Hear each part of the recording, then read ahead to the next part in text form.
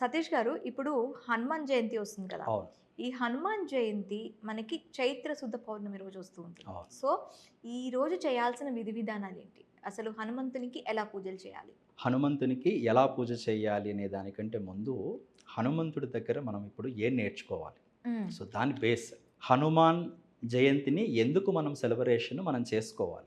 హనుమంతుడు అనంగానే అంటే మేజర్‌గా ఏంటంటే ఒక పవర్, ఒక అద్భుతమైన శక్తి. ఆ శక్తి కేవలం శారీరకంగానే కాదు, మానసికంగా కూడా అత్యంత శక్తివంతుడు, చాలా పవర్‌ఫుల్. అయితే హనుమత్ ఆరాధన, హనుమత్ జయంతి కంటే ముందుగా తెల్ ఆస్ట్రాలాజికల్ సిగ్నిఫికెన్స్ కూడా ఉంది. ఓకే. ఎందుకంటే మనం అందరం వింటున్నాం. ఏంటి? చిన్నప్పుడు హనుమంతుడు సూర్య భగవానుడిని ఒక పండు అనుకొని దాన్ని మింగబోయాడు అని చెప్పేసి. అవును. అవును. సో, నవగ్రహాలలో మనం అందరం భయపడేది శనేశ్వరుడికి. అవును.